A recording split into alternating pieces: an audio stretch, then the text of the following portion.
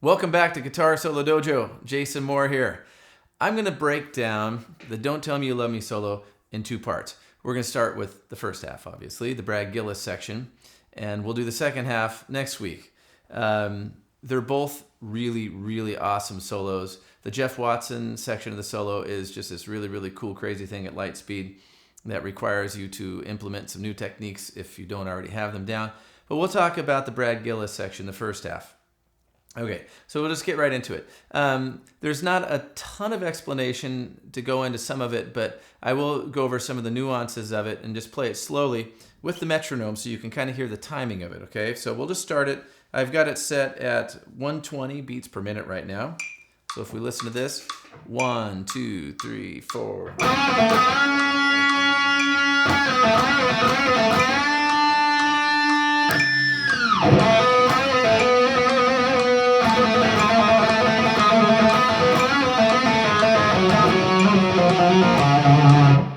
Okay, that's sort of the first section of it. When he goes into the second part of it, it starts with these two notes there. And those two notes are on the 4, I believe. So 1, 2, 3. And he ends up shifting up into this little thing. Let's see. Right, we go into here. Okay, that part right there, I've seen it played a couple different ways by him, like timing-wise, and I don't know if he's actually on the recording. It's really hard to hear, even on the when you slow the track down. There's a lot of other little noise going on, so it could be like, or it could be more of a steady triplet, or I just do it like this.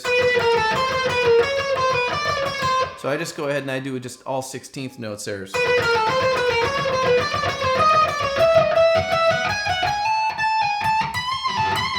We get to this cool bar flutter part, which I don't think sounded good when I did that little demo, but the hard part about that on this guitar and some other guitars too is keeping the noise under control. So the bar flutter itself,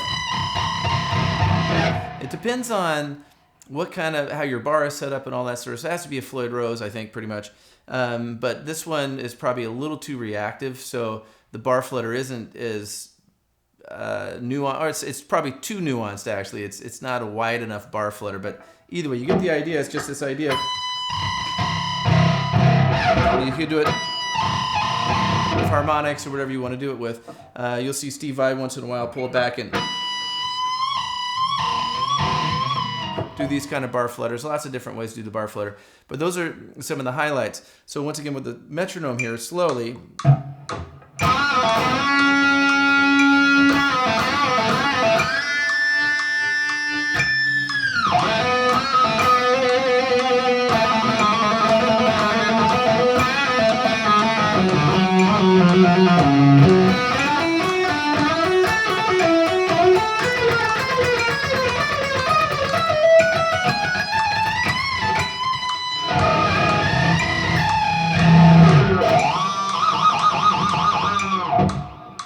Anyway, that bar flutter was noisy, but you get the idea. Anyway, so that's just a slow version of that solo. I think most transcriptions that you see will have that pretty close. And like I said, the only real part up for debate is this. Because I've seen, like I said, a few different ways. Anyway, so give that a shot. Hopefully you can hear the metronome over the guitar part on this recording. And that's what I really want you to focus in on, where you can really plant your feet on where that beat is at. And I do most of these videos without any backing tracks. And the reason I do that is because I want you to actually hear the guitar part, right? And I want you to be able to hear the beat and where all that stuff is at. And I think a lot of that is lost when you hear the backing track. So when you put this with a backing track, it sounds a whole lot different. And it covers up a lot of the little noise that you might hear. So if you're sitting there practicing at home, it's important to know that if you hear little tiny noises when you're playing a note, say, and you hear little things like this ringing out or something like that. If you hear isolated tracks of some of your favorite guitarists, you'll still hear that. And so I think it's an unfair comparison when you're sitting at home and you're thinking, oh, it's not perfectly clean. It's probably clean enough a lot of times. Sometimes it's not, but don't think that it has to be spotless perfect. Those noises a lot of times are covered up by all the other stuff that's going on in the song. The drums, the bass, the vocals, keyboards, whatever's happening.